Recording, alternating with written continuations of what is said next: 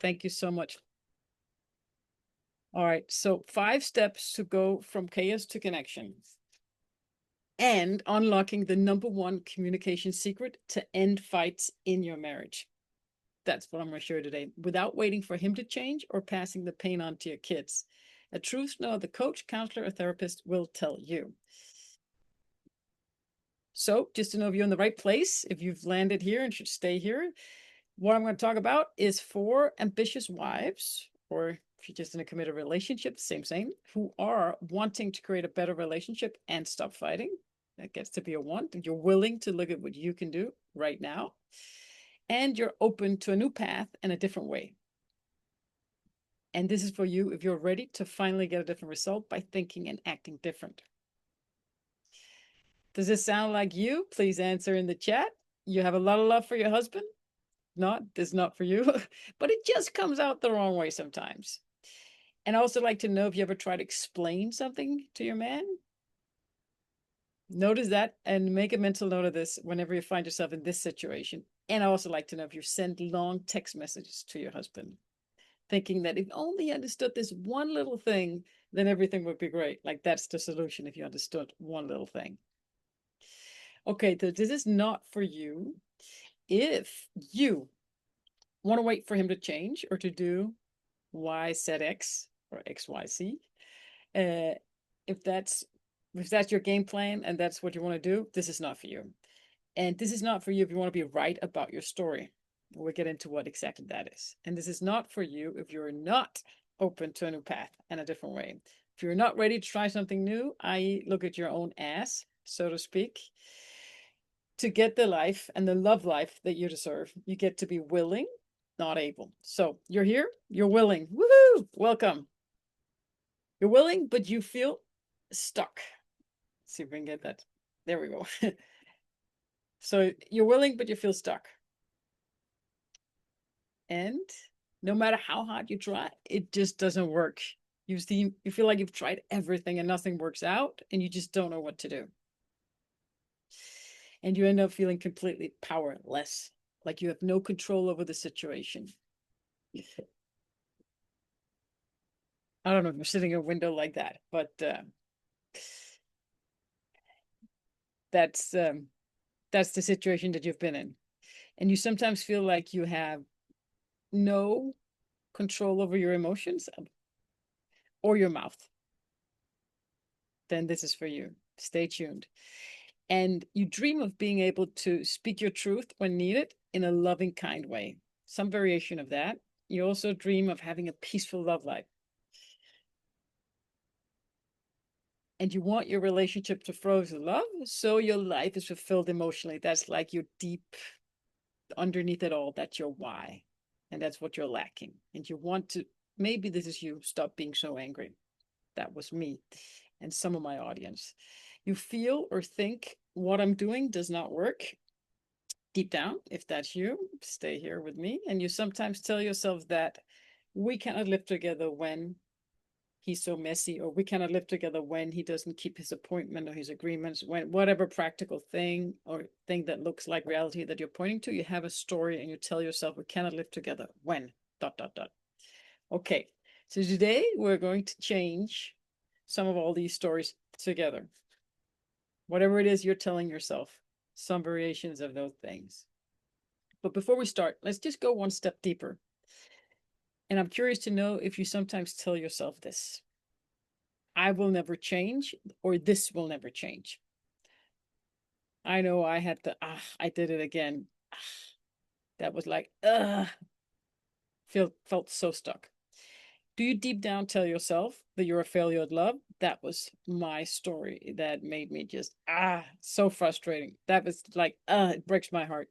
I don't want to be a failure at love. Deep down inside, you say to yourself, I'm destroying everything, myself again. Or I'm afraid of hurting my kids and damaging my family. I have clients that have had that scary feeling underneath it all. So if that is you, if you're all the way out there, you might just want to be stopped fighting. But if that is you, do stay tuned, right? Stay tuned and don't leave if that's you. because this is your opportunity to set yourself free from the prison of emotions that you've been trapped in. Funny looking woman there. It literally is. So don't miss this opportunity. For the next 45 to 60 minutes, I will give you the real key, or the key to real communication that nobody talks about, and show you that it works even after failing, that love is still a choice. And I want to inspire you, or I will inspire you, to apply what you learned today by making what I call the number one promise. All right. But last but not least, I will also invite you to book a free 45-minute stop fighting session. And not just that, at the end of this masterclass, I will play a testimonial from Isabella of how one conversation shifted her entire love life. Just one conversation. And of course, I'll share my calendar link for you to book this free call that can also might be able to change your love life. All right, so who am I? If you don't know me, my name is Samantha Kierkegaard. I'm an author, speaker, and founder of the 12 Steps to Leave with Love. Most of all, I'm a coach. I interrupt your story, and I'm really good at interrupting. So hopefully that can help you. So why should you listen to me? Da da da da. There's a key, a rhyme for me. Because failure is the key to greatness, or at least that's what I tell myself, and that's been my story. So I grew up in a house that was a war zone, and I created the exact same thing in my family until I learned this. So nobody has been more stuck, more angry, or more managed by their emotions than me. So that's why you should listen to me. And no one has failed more times than me. Oops. So if I can learn to manage my emotions, so can you. That's basically why you should listen to me. So what you're about to learn is based on 10 years of marriage and a whole lifetime of being managed by my emotions, other emotions but in marriage and in love, and when you have children, it all just, bursts out, right? So it's based on 7 years of fighting and a lot of love, but 7 years until I learned this. And this was basically us. And this is basically what you're saying when you're screaming at each other. You might fight more passively, but it's the same thing, right? So words can be like hand grenades. Like you get really upset that he interprets it wrong. It just goes back and forth. All of a sudden you're in each other's arms and you don't know why you got there, but you have no control of the situation. It just goes back and forth from love to war. That was my marriage. And this was the journey from frustration, like explosion of anger inside of me. Didn't know where it came from. And you might be the opposite, but it's some kind of emotions or things that you can't manage. Implosion or explosion, right? And then frustration, you might not be as dramatic, but literally that was me. And then peaceful bliss. That's the journey, but it's also the shift. So if you're going back and forth like that, it's not healthy, it's not good. You need to learn the keys to change it. I'm going to show you 5 steps to get from chaos to connection. So the longest journey of your life, from frustration to connection, which gives you that peaceful bliss connection, and then you feel the power of love, right? That journey literally only takes 1 second. That's what I learned in my training, and that's what my students have learned. So it only takes 1 second, but we don't know when it happens. When is that second coming? But it shifts like that. Notice that next time you're fighting, the shift takes 1 second, but what goes before it, we don't know if you don't learn this, right? And that 1 second shift that seems like a lifetime and it seems impossible, and you're like, you experience this, that only takes 1 second when you practice. And practice means you get homework from a good coach, me or somebody else, somebody who's a good coach for you, somebody that's a match for you, that you listen to, right? Then you'll experience that it only takes 1 second, because you get homework. You don't sit and talk and analyze, you do something. You get an assignment and you get a deadline and you do something new, right? And you do your homework. I love that expression, homework. So the frustrations that you have in your marriage and everything that's going on in your love life, your love relationship, it's an opportunity to train and learn what I call leadership. So just embrace it. But if you don't use it for practice and you don't use it for learning, it's just going to be a lot of frustration and fighting, right? So how did I, of all people, end up with a secret that I told you I was going to share? I ended up becoming an expert because I really had to figure out how to manage my emotions. I was literally afraid of hurting my husband and my kids. So I'll never forget the day when I made that choice, and I mean it, literally afraid. So I really had to figure out why I got so angry at the ones I loved the most so much. And that was my underlying starting point. Why am I so angry at my husband? What the beep is going on? And why does it shift like that? I had no idea, just like inside of me. So I started out interviewing over 100 different experts around the world. This is Janet O'Neill that founded the work-life balance in IBM back in the 80s, 1980s, a wonderful woman. And I interviewed Mark Goldstein. He does hostage negotiations for FBI, and he wrote a book called Talking to Crazy that was really popular, but people were covering it up. And he's amazing, amazing at communication. And then Don Miguel Ruiz Jr., for example, his father wrote the four agreements that's used by the Navy SEALs. So super amazing people with amazing wisdom. And Kelly Koshaw, I did a lot with her. She's the CEO of the Ford Institute that was founded by New York Times bestselling author Debbie Ford in 2000. She's known for her shadow work, and the Ford Institute has helped tens of millions or thousands of people, tens of thousands, to transform their life, and just done amazing and amazing work. Here's Debbie Ford being interviewed by Oprah Winfrey, and Debbie Ford actually died at the age of 58, which is the same age my mother died. And my mother's life and my life with my mom and all our issues is what put me on the path to discovering these 12 steps to lead with love. They're also called Make Love Not War. So my mom plays an integral part. She's like my business partner in this mission, right? Just to tell you where this all comes from. Okay. It's not something I learned in coaching school. Also did a lot of collaboration with John Gray. The people who are my age know him. He's an amazing expert in his field. He's like, he has some really divine wisdom. So honored to work with him and do some collaborations with him. And then all these experts were amazing, amazing, amazing. But none of their advice worked in my marriage. Like I actually felt more sad coming home trying to implement it because it was more based on strategies and like use I feel statements. But when you're feeling all this frustration and anger, he doesn't, I feel it's not going to work. So this goes beneath strategy and tactics, as I call it. Great advice. These are people that are really amazing in their field, that they were leaders in their field. But it just didn't, it wasn't, my husband didn't want to do date nights or, couples meetings. Just that was just not natural for him. And my anger issues, like, they were just beyond those tactics and those great advice, but they helped me get an audience. They helped me put me on stage. They endorsed me, and it was a wonderful, wonderful experience. And it really helped me tap into my mission in life and create a lot more love inside that then worked positively for my marriage. But it didn't work, so I developed the 12 steps, and my unique approach was formed um, after doing the interviews or while doing the interviews. But that's how all my work came to be, was starting out interviewing, asking, why am I so angry at my husband?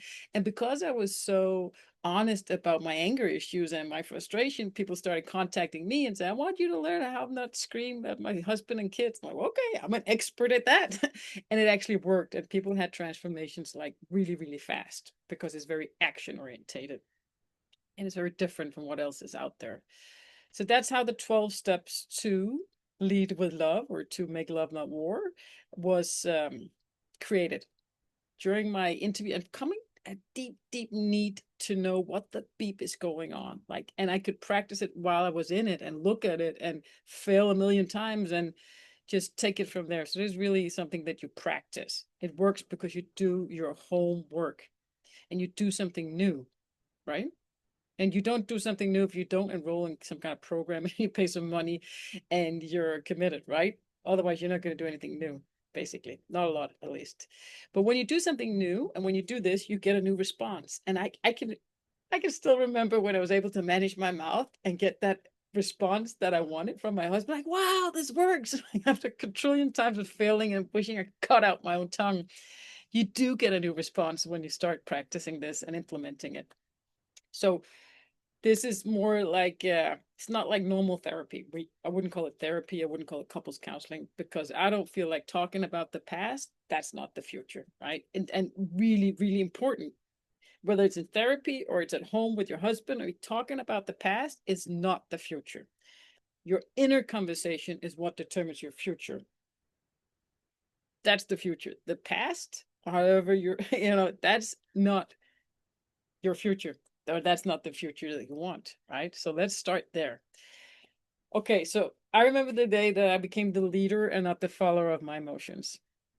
Literally, I had a conversation with my mom because I just, yeah, I didn't know what to do. Like I was married and I felt like, how can we live like this? Like he does this and he's so messy and like, and I just remember talking on her with her on the phone and having that same conversation again and again, where I'm really just venting my frustrations and feel like, and she's giving, yeah, she's like saying yes, yes to everything. And then I hung up the phone and it's sort of like this conversation is not getting me what I want. And I had this with my friends and I had it with my mom.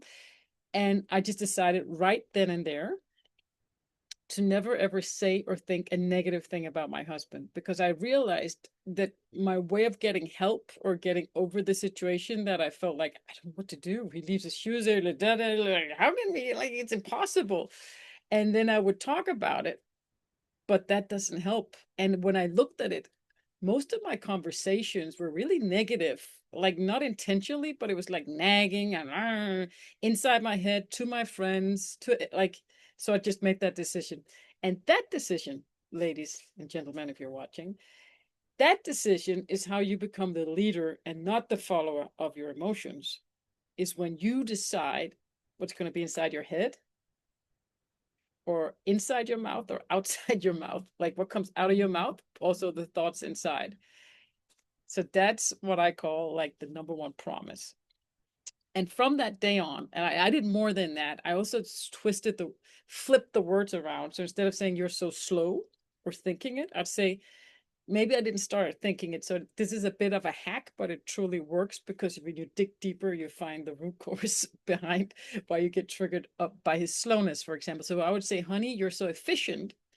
And I would really think about the things that triggered me the most: inability to take action, being slow, and yeah, not making decisions. That really frustrated me, like the lack of action. But then when I flipped it around, I could see, he's so thorough and he's grounded and he's very present, right?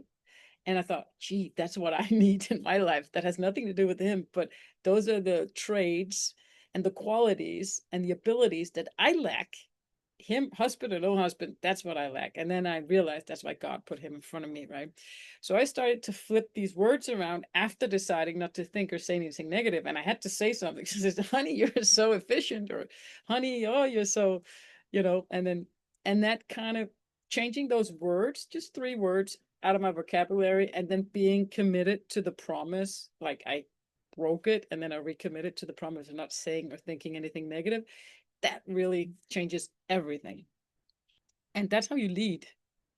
So that was me leading my emotions for the very first time.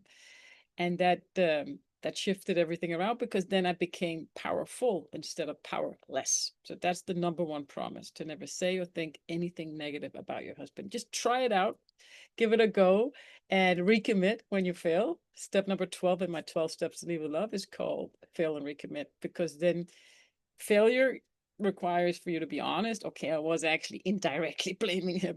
I mean, you have covered it up, and then you can recommit to cleaning that out of your system. And then every time you choose to recommit to it, you send a good message out there to the universe, to God, that you're choosing again to do this promise.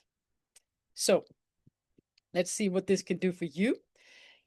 And I told you it's different. And here is Denise. She wrote, and she was doing a 5-day free challenge. She wasn't even my client.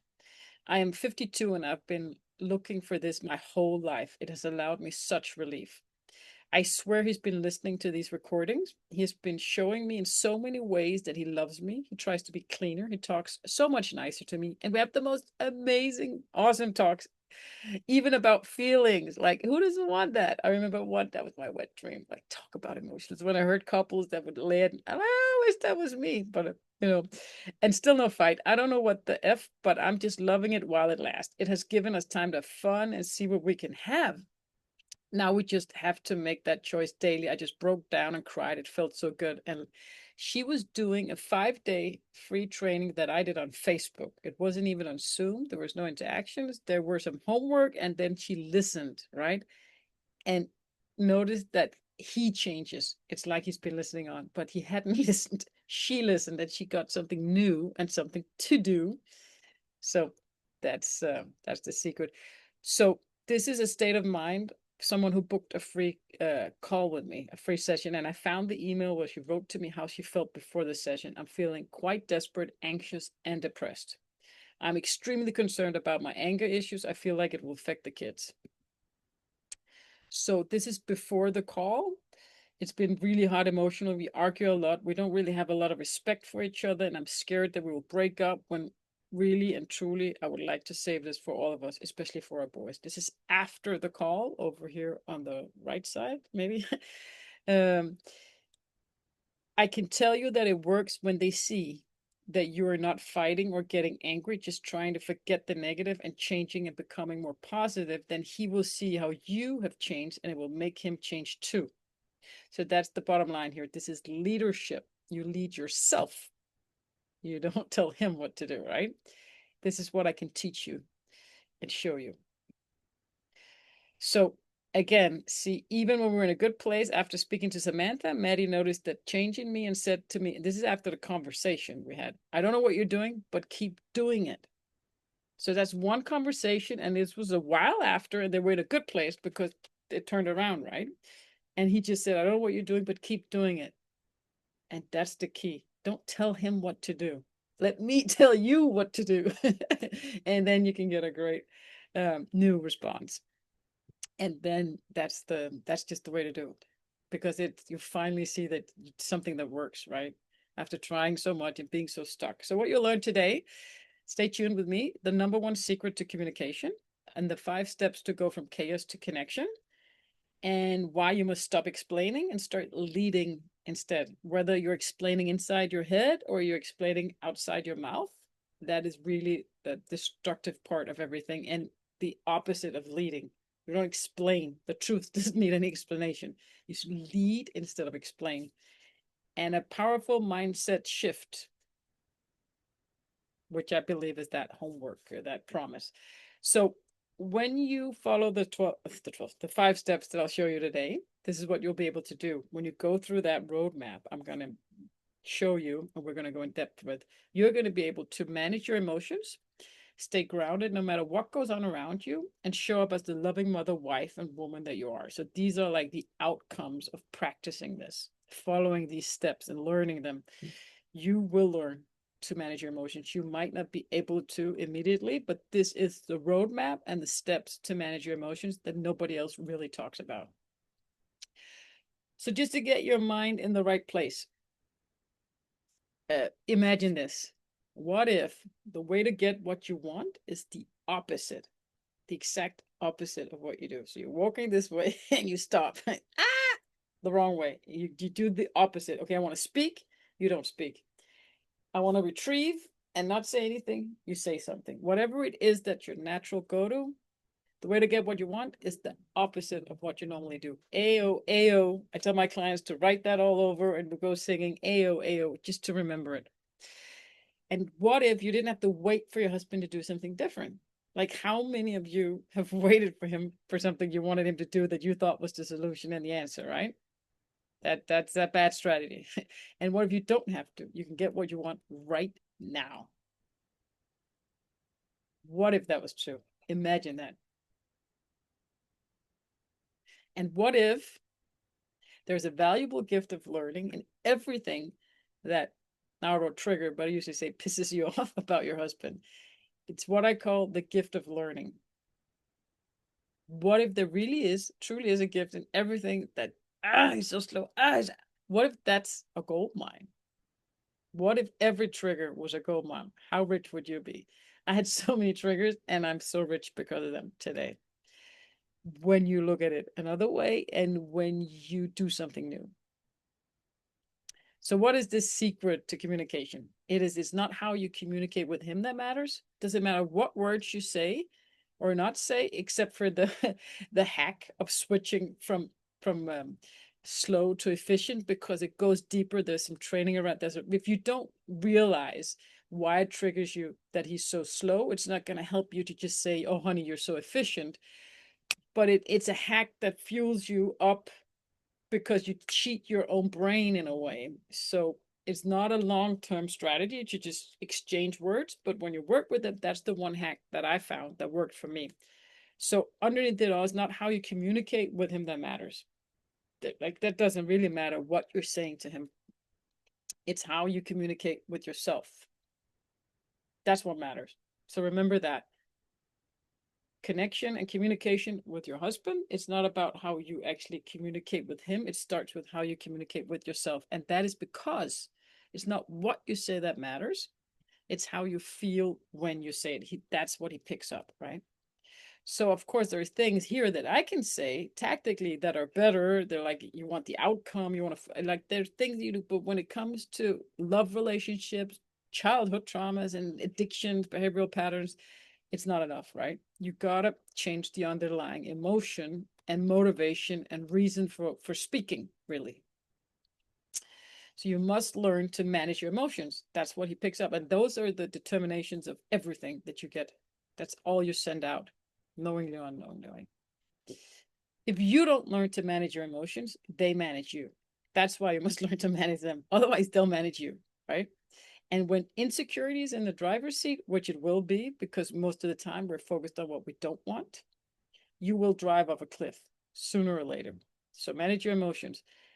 And the way to do that, like communication and connection, you can say they're one and the same. When I say connection, that's a feeling of bliss and peace, and I can be connected by my own to God. It's peaceful, it's loving, it feels great. I'm in connection to my higher self and my husband, my God, whatever you call it, some kind of spiritual connection to a place where you give and receive love. It's just like going like it can also be making love, then you're kind of in connection. And communication is easy when you're connected, right? Then communication kind of flows. So managing your emotions is what you get to do. But how do you do that? How do you manage your emotions when like how do you do that in day to day? Like they just come, right? And you react to them and you feel them and you're like, but how the beep do you actually start to manage them? Like I did it with that promise I made that day. I didn't know that it was going to end up really mad. I just knew that that conversation wasn't getting me what I wanted. Like it made no sense for me to keep repeating what he did that I felt he shouldn't do and that was standing in the way. Like I just said that story too many times. So the way to manage your emotions is to manage your mind. And that's why that number one promise, that's the number one way of managing your mind, is to sort out all the negative things you say about your husband, directly or indirectly. That's a huge way of managing your mind, right? So that's what we're going to look at today, how you manage your mind and what the 5 steps to get from chaos to connection or communication, better communication. You manage your mind. So how do you manage your mind? Great question. So overall, there are 3 ways to manage your mind. Number 1, don't use it. I was talking to a client the other day, so funny. Like, so how do you don't use it? But I can't teach you how not to use it because I really don't know. I jump into ice cold water and for some seconds I don't use my mind. And she also said, that's my story and I'm sticking to it. And I love that. So you change your day-to-day stories, that's number 2, and you rewire your underlying childhood story. That's kind of the 3 ways, the way I see it, to manage your mind. So we're going to look at number 2 because I don't know how to teach you how to not use your mind, but I just know that that's the number 1 most efficient thing. And number 3 is going to happen over time. And I'm not an expert in that either, but I do use it in my coaching. What's your underlying childhood story? Because that's kind of the story that feeds our day-to-day narrative. But when you change your day-to-day stories, which I can tell you too, and we can look at and we can do, then over time, your underlying childhood story will also kind of be overwritten both by proof and different dialogues inside your head. So the way to feel love and connection is good communication with yourself. Hope there are some notes that I put in here that you get to see. So we're going to look at those, cleaning up your mind, because your thoughts become your emotions and your emotions shape your tones, just to illustrate to you, and your tone shapes the communication that really determines his response, right? And his response determines the success of your communication, getting him to do what you want him to do or getting the outcome that you want, right? So that's what we're going to look at. We're going to look at the day-to-day stories to manage your mind and clean up your mind, because your thoughts become your habits and your thoughts determine your emotions and your emotions shape your tone. I think that was the slide that was supposed to be there. Yes, we went through that. So, the 5 steps to get from chaos to connection. Here they are.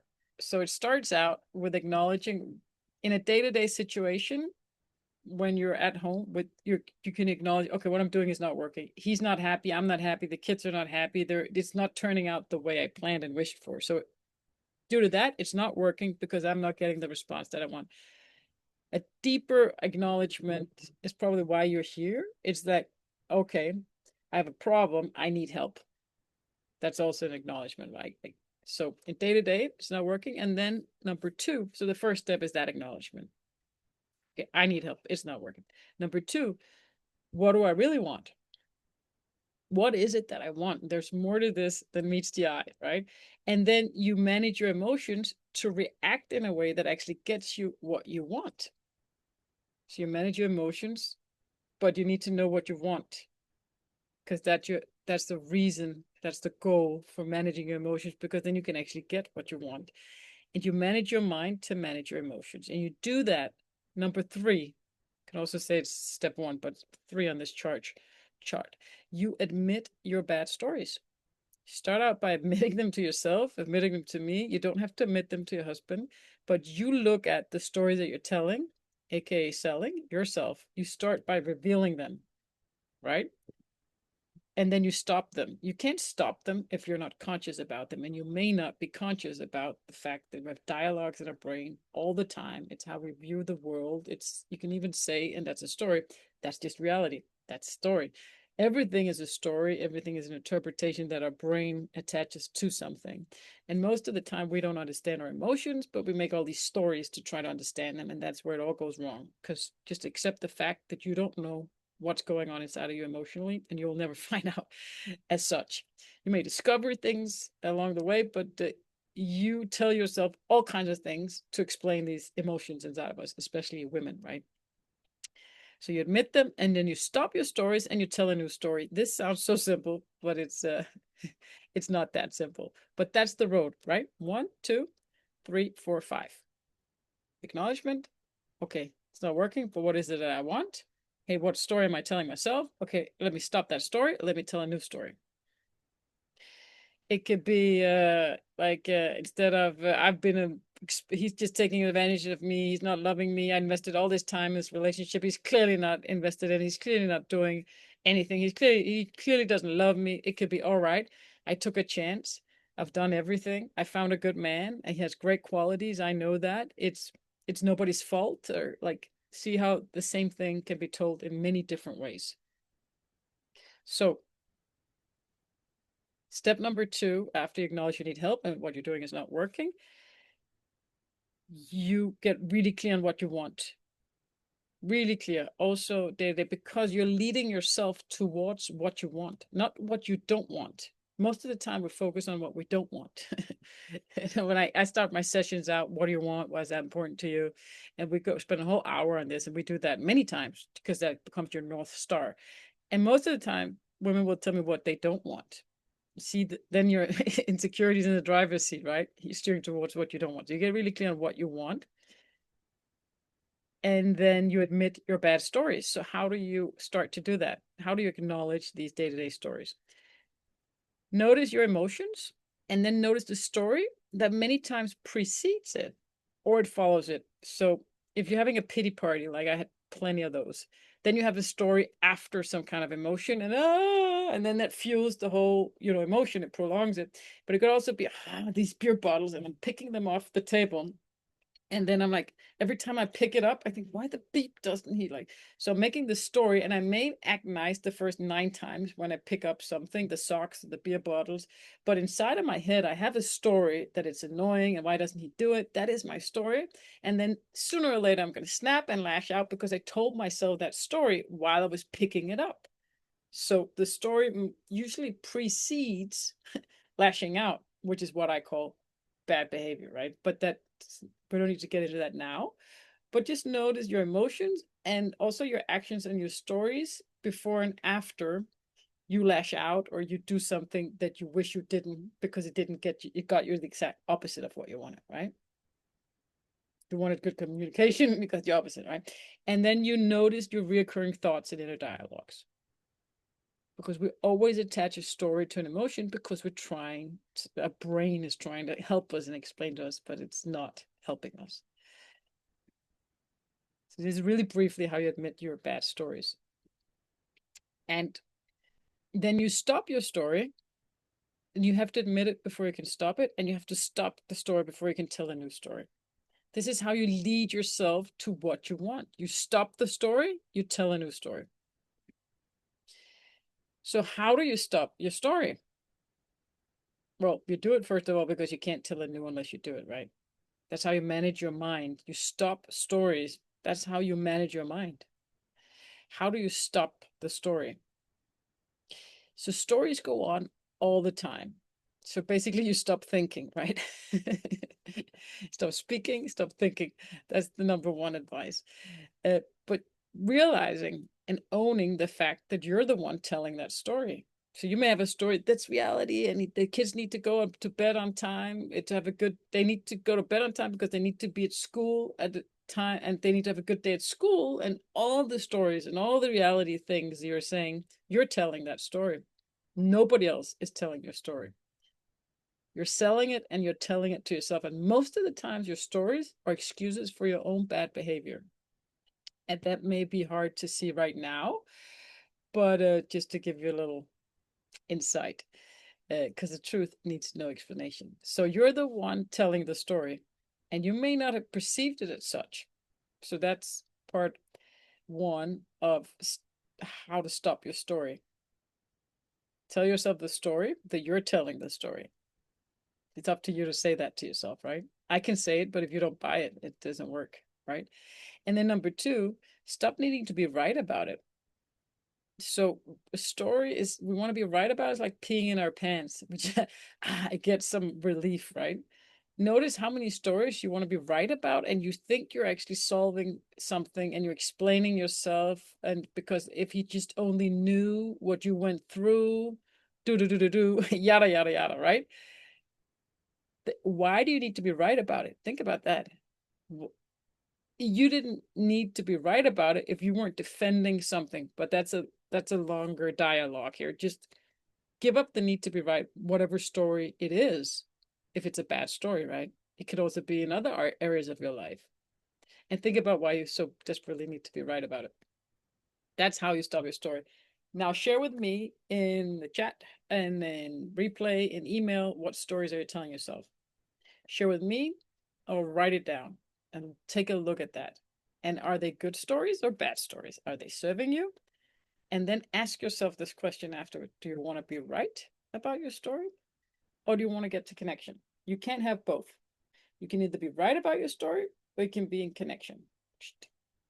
That's your choice. You can't have both. One excludes the other. So the way to connection is to give up being right about your story. That's why you must stop your story. Otherwise, you're going in the wrong direction, away from love and connection.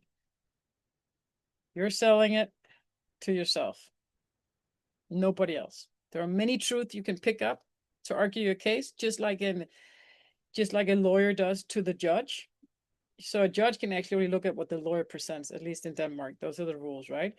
So as a lawyer, you're already decided your case that you're arguing. The same with you. So you're already having a story and belief in your brain, and you pick up some truth and some evidence to support that story that you're already telling, maybe subconsciously from childhood, whatever, but it's no coincidence. The truth, there are so many truths that you can pick up and point and show to the judge. Many, many, many truths, right? So the story that is just the truth, yeah, it's not just, it's a specific truth that you've chosen to take and present to the judge because you want to be right about your case. Huh? You're selling it, you're telling it, nobody else. And it doesn't need to be a story. Whether it's true or not doesn't really matter. It still occupies your brain, still trash inside your brain, things you don't want to have inside your mind and your heart.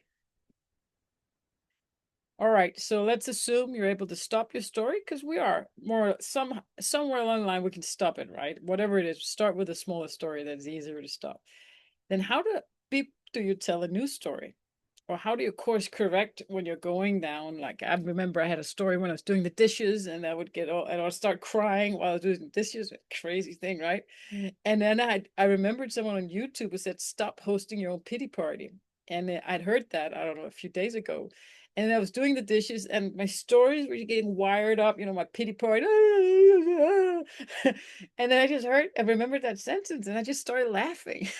And from that point on, just changed the whole thing, right? So your emotions seduce you, and your stories are the ones that create them, and you just slide away on some rage binge or pity party or blaming and complaining, right?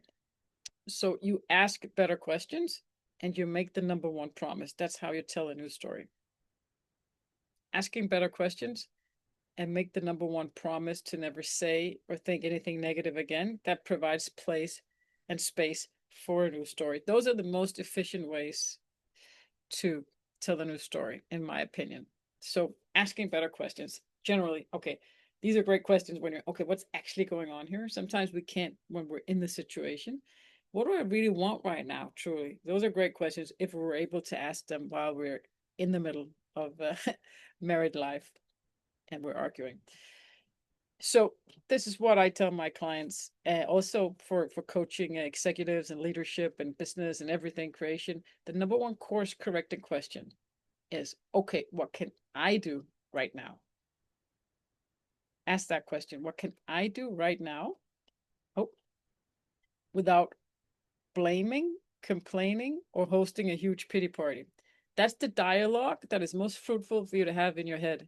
The first one is, okay, what can I do right now? Instead of focusing on what he should or shouldn't do, just, what can I do right now? And then you can scream and shout, but if you can ask yourself this question, hey, wait a minute, what can I do? Without blaming, complaining, or hosting a huge pity party. And then you lose your beat. But if you're asking the question, then you're starting to manage yourself. See how this course corrects where you're going? You're going somewhere, and then you change correction in the middle of it. That's the perfect way to manage your emotions, because you're just about to say that thing, you're just about to go that way, and go, wait a minute, what can I do right now without blaming, complaining, and then I had a client who said, what else is there left to do? What else is left to do? This is leadership, ladies, gentlemen, if you're watching. That's leadership. And trust me, I was an expert at blaming, complaining, and hosting pity party for days, like crazy. Drunk on pity parties. I have a whole thing around those. And here's the number one, like, this is all about asking better questions, because bad stories come from bad questions. Why the beep doesn't he remove the beer bottle from the table? Why is he home so late, an hour when I'm ready with dinner, right? That question is not going to give you a good answer. So the questions determine the story in your head, right? Because you already made the case. That's why you're asking the question. It's kind of a rhetorical question. But this question, if you're able to really ask that, really be curious, if this comes from your heart, gee, I wonder how he feels. Notice already everything shifted, just as I said it. How does he feel when I talk to him like he's a little child who's done something wrong? How does he feel when oh, geez, wait a minute. I wonder how he feels. And then you immediately create a connection. You don't even need to be in the same room as him. Energetically, instant connection, because you're whatever's standing in the way of connection, what story, ego hurt, shrinks from different things. But that question pops you over and you connect to him. I'm getting goosebumps. So asking that, really, really being curious, not judgmental, not already making your story like, what? I wonder how he feels. You know, I didn't really want to know how he felt because that made me feel really bad. But asking the question, just being curious, created a connection inside of my heart that I can even feel right now. So that's a great question. And I call it the number one connection, creating question. Because that creates the connection, right? How does he feel when I act like this? I'm complaining and blaming all the time and blah, blah, blah. And because I'm asking myself wrong questions that give me bad answers and bad stories, right? But that's the way to tell a new story. Gee, I wonder how he feels, because then you're starting to make it answer. Oh my God, he feels like that.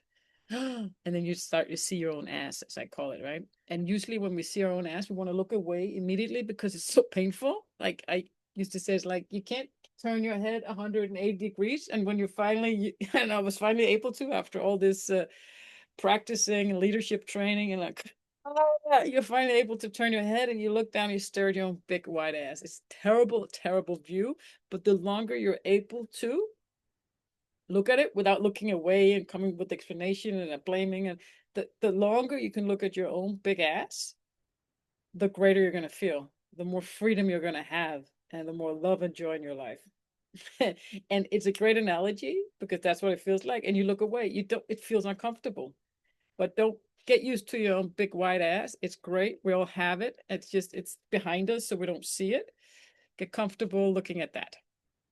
God still loves you. Husband still loves you. You're still okay. But there's something in the way, and that is that ass that we don't want to look at. And it's okay. It becomes smaller the more you look at it. And here's what you can do more tactically, but it's a really, really efficient choice and commitment. It's a promise, choice, and commitment, right? Recommitment. So commitment should really be called recommitment. You're going to break it again and again, but you choose to recommit to it. It's a choice. Do that. Never ever say or think a negative word about your husband.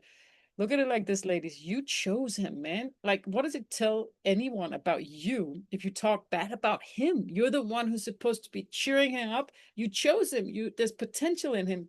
That potential is up to you to bring out of him. You have the power to do that. Like, why would you ever say or think anything negative about the man that you chose? Maybe you're gonna have kids with him. Like, he's your husband. Like, you sure it's frustrating and annoying, but say good things about him. Speak him up. Hold him and yourself to your highest. When you talk down about him, you talk down about yourself and your own ability. Like, you're really just trashing yourself. So don't allow that to come into your mind. You want him to take out the trash and help more? You take out the trash inside your own head, because there's no way of living, and it could be directly or indirectly. Just look at what you're saying and what you're thinking, and don't do it anymore. And AO, remember always opposite. It's not what your country can do for you, but what you can do for your country. It's a way to remember it. Okay. Choose to be the leader and not the follower. If you want something, create it, be it, do it, right? That's actually how you create it. You be, do, have. It's up to you. If you're going to wait for him to change, you're going to wait forever. Bad strategy. Don't think about what he should or shouldn't do, because chances are then he's not going to do it or think about it. Stay on your own turf. Think about what you can do right now instead. And most of the time, the answer is nothing. At least if you're like me, so just do nothing. Right? That's what you can do. Look at him as an example of how to act, because he's probably doing the opposite of you. Okay, so that's you. How do you start this journey? Well, I've talked for a long time now. You acknowledge you need help and you get it. And today, ladies and gentlemen, is your chance to get it. But you do something new and you get new experiences. You ask for help and you get it, and then you do what your coach tells you to do, because then you do something new. And these new experiences that you get, they become beliefs. You get hope, and because you do something new, he's going to, like you saw, he's changing, right? They were just listening to audio files. I don't know how this happened that I became the expert because I was really the expert at losing my beat and screaming and shouting at my kids and husband. But when people listen to my training, he starts to change, right? And then when he changes, you start to see proof that it can be different. So you're not so powerless. You don't feel despair. You don't feel stuck, and you get uplifted, right? Because you are the creator. You've got the boobs and you've got the punani, so to speak. You've got the power, right? Ladies, let's use it for something good, for making more love and less war, right? We have the power. And if I was coaching him, I'd tell him the same. Not about the boobs, but anyways, it's up to you. You lead, you choose. Keep choosing honesty.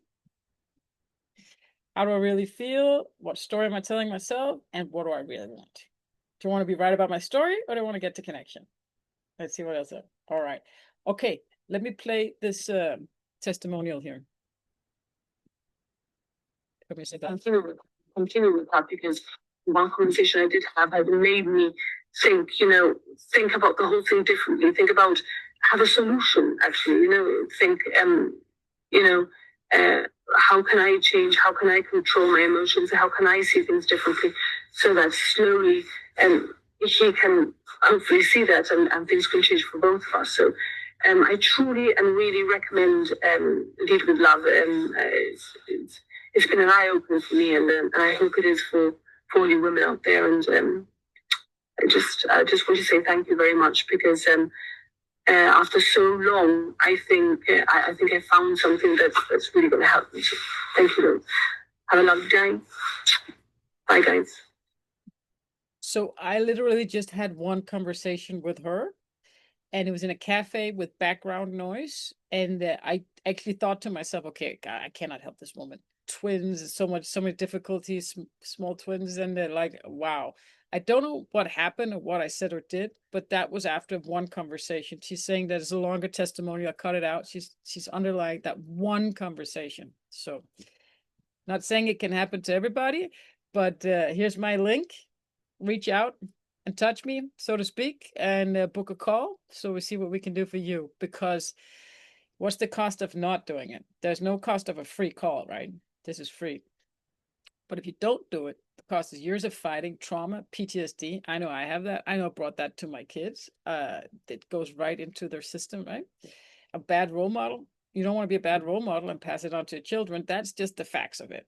So you have nothing to lose, but you have everything to gain, and you have something to lose if you don't do this now. This is an opportunity. And you don't live out your full potential at home or at work if you don't learn how to lead with love and manage your emotions, and you don't learn this training. And I've had clients too that great results at work, right? I'm not saying one conversation can increase your whole career, but if you don't do this training with me or somebody else and you start learning to lead yourself, this is what it's going to cost. If you were like me, you're going to have a roller coaster life. You're going to exhaust yourself and your family because your emotions just take over. You get so angry, you get so upset, either behind closed doors, you weep and you cry and you're, and your kids are living a life in stress, not knowing when the next explosion is going to be. And you don't want that for them. I wasn't able to manage my emotions with my kids when they were small. I'm learning it. I'm still learning. But my clients and you have the ability to, if they're still small, to turn this around now. And if not, we are where we are. But I've seen in my own kids what the price is and what the cost is, because I stopped fighting with my husband. And then they started reacting to how we fought. And it goes straight into their system, right? They're acting exactly the same. So it does affect them when you're fighting in front of them. All right. Thanks for listening, and God bless you, and reach out if you need help.